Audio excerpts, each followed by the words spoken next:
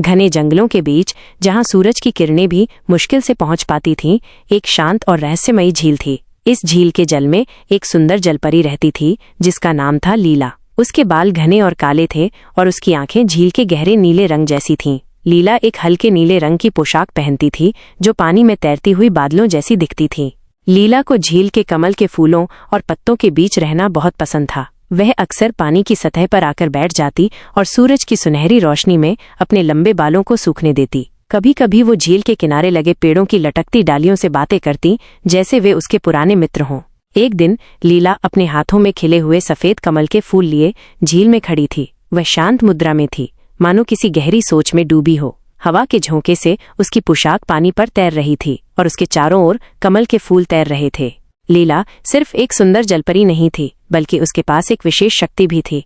वो झील के पानी को शुद्ध कर सकती थी और उसमें रहने वाले सभी जीवों की रक्षा करती थी। गांव के लोग जो झील के पास रहते थे उसे जल की देवी मानते थे। वे अक्सर उसके लिए फूल और छोटे उपहार झील में डालते थे, ये जानते हुए कि लीला उनकी रक्षा करती है और उनकी भूमि को उपजाऊ बनाए रखती है। लीला को अपने जीवन से संतुष्टि थी, लेकिन कभी कभी वो मानव दुनिया को देखने की इच्छा करती थी। वो सोचती थी कि झील के बाहर की दुनिया कैसी होगी। एक दिन उसने अपने मन में ठान लिया कि वो उस दुनिया को देखेगी। उसने अपनी शक्तियों का उपयोग किया और अपनी पूंछ को सुंदर पैरों में बदल लिया। पहली बार लीला ने जमीन पर कदम रखा।